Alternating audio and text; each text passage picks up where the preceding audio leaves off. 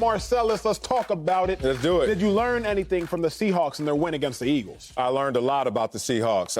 Obviously, we know that Russell Wilson can go out there and lead this team to victory, albeit sometimes close victory, albeit of late it was a lot of turnovers making those close victories or even losses. But what I learned now is that they have a balanced approach. Balanced attack. You can see that the running game, not by the yardage, it's most impressive of the last few weeks, but because of Chris Carson coming back from his injury, his foot injury since week 7. Oh, Chris Carson is somebody that you can now balance this attack with and know that you have a premier running back when healthy in terms of his production. What I also learned is this defense, maybe it's here to stay. Maybe this defense can now return some of the roar that has led this franchise for so many years. And all they need is a little bit. They don't need it all because Russ can't cook. But in situations where you found them last night, when they had 5 straight scoring drives, you saw a defense go out there and say, you know what?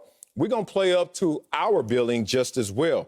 Since the Buffalo Bills game, this is a defense that has not given up more than 23 points. I remind everyone, all you listeners and viewers who watch this show every single day, let's go back 6, 8, 10 weeks ago when this defense was right there with the Dallas defense as the worst defense on pace in NFL history.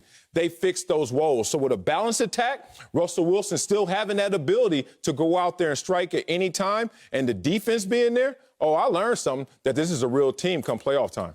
Big dog, I didn't learn much, and then you know me, I like to learn, so I was looking for any note, any nugget. What can I learn, decipher from this guy? I didn't find much, and I didn't find much because you talk about the Seahawks defense, and the Seahawks defense, they played well yesterday, held the Eagles to 17 points. The Browns held the Eagles to 17 points.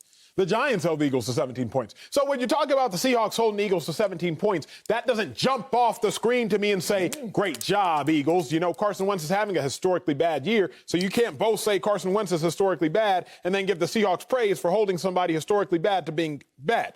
So I give them no credit for that. What I do know is Russell Wilson, good to see him not turn the ball over, but Russell Wilson is most likely a future Hall of Famer, so I'm not surprised when he does that. DK Metcalf, he's been balling, but are you surprised that he did that? Leads the NFL right now in receiving yards. Here is my issue with what I wanted to learn. No, now it's DK. Now it's DK after that game. Right. Here's what I wanted to learn, and here's what I didn't.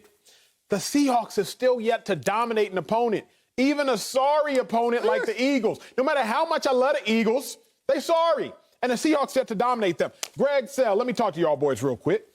9 of the 14 playoff teams have beat opponents by at least 14 points this season. 9 of the 14 playoff teams. The Bucks, they beat Bucks, Packers, Ravens, and Chiefs. They've beat opponents by 14 or more 5 times.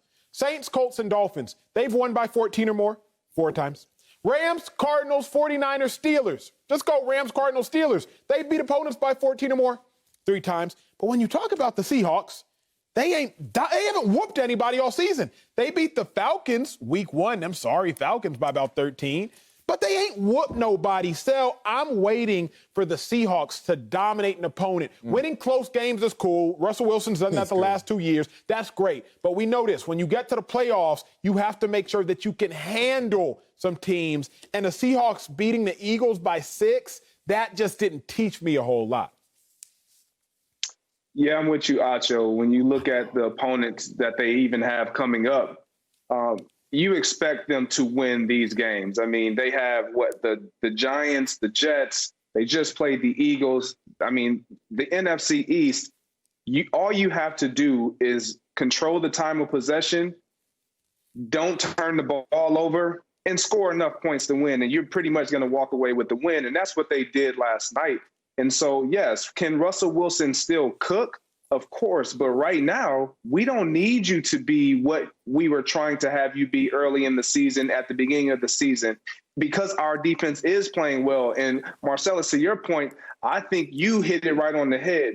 Their ability to not just bash you in the running game, but be able to stay consistent to the running game.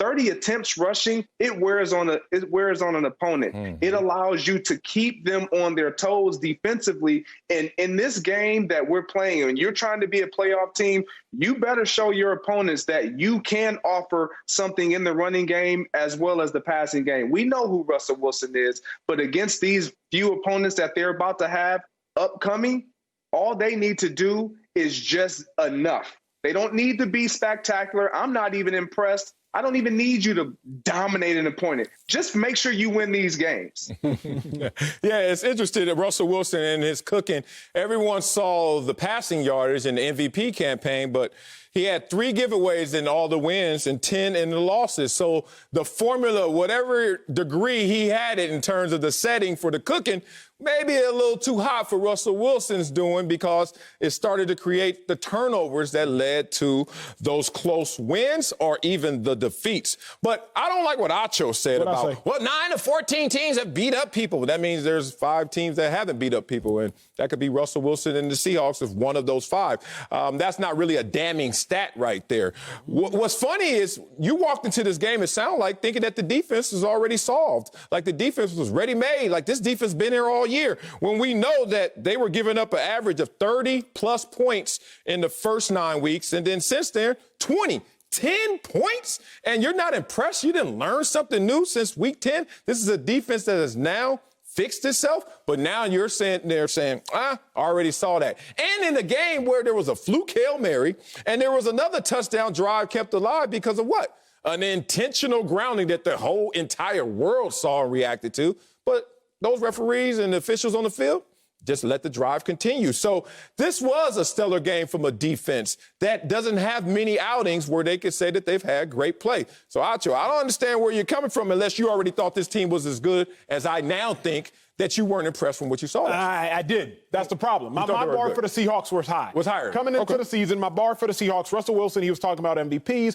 Russell Wilson ain't been to the Super Bowl since 2013. As good as he is, as good as Seahawks fans have let me and you know he is on Twitter, because I check both our timelines, and Seahawks fans being the mentions. That's real. My bar was for the Seahawks to dominate. I ain't seen that. The 1 seed in the NFC, 3 seed, 4 seed, 5 seed, 6 seed, they have all dominated at least 3 times all season long. But the Seahawks, they won. They ain't dominated. If you want to win that Super Bowl, which I think they're capable of doing, I just want to see them dominate.